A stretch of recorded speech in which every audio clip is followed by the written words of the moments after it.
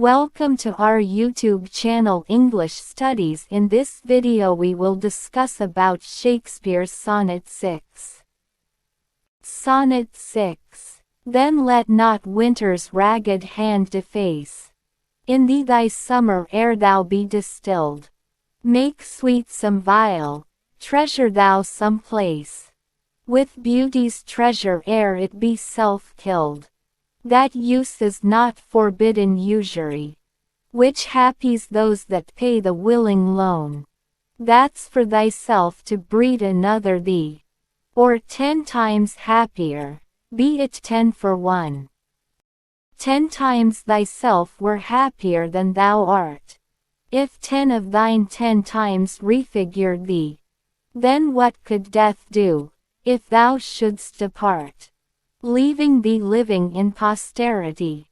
Be not self-willed, for thou art much too fair to be death's conquest and make worms thine heir. Summary. This sonnet by William Shakespeare explores the idea of preserving one's beauty and essence through procreation.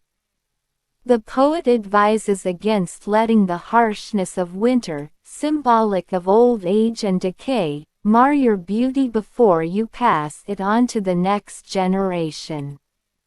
Instead, the poet suggests that you should share your beauty and create offspring, thus ensuring that your legacy lives on and defeats death. The last lines emphasize the importance of not being selfish and allowing your beauty to be passed down to posterity. Explanation. The sonnet begins by using the metaphor of winter's ragged hand to represent the harsh effects of aging and time on one's appearance. Deface here means to damage or mar. The poet urges the subject not to let the harshness of time diminish their youthful beauty prematurely.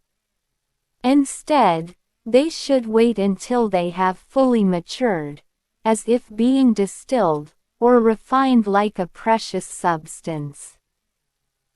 The poet then employs the imagery of a vial, or container, suggesting that the subject should make sweet some vial, implying that they should preserve their beauty within themselves, just as precious perfumes are stored in vials. This serves as a metaphor for preserving one's inner essence. The term, beauty's treasure, refers to the qualities that make the subject attractive and beautiful. The poet advises the subject to safeguard these qualities before they be self-killed, before the effects of time and aging cause them to fade away. In other words, the poet is encouraging the subject to make the most of their youth and beauty while they still have them.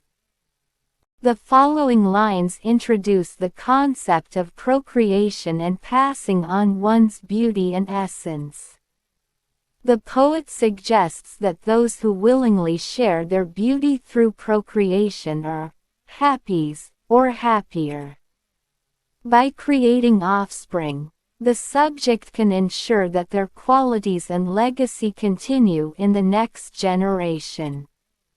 The phrase, breed another thee, refers to passing on one's traits and characteristics.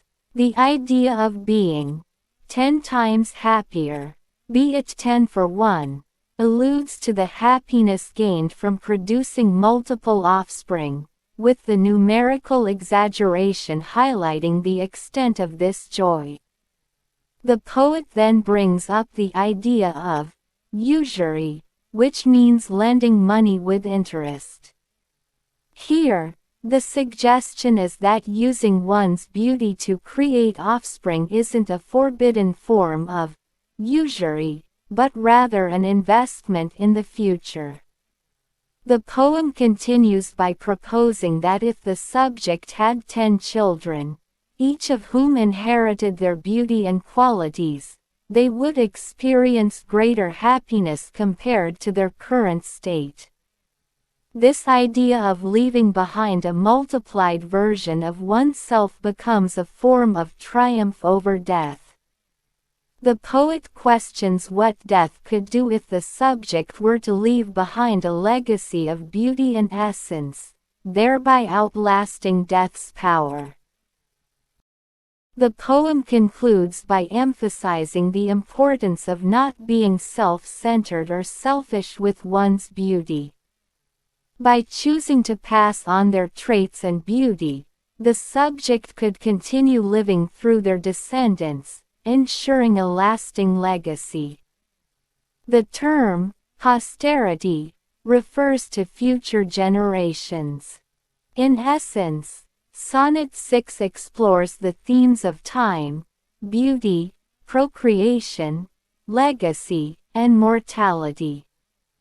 The poet encourages the subject to share their beauty through procreation, which serves as a way to overcome the limitations of time and mortality, and to create a lasting impact on the world.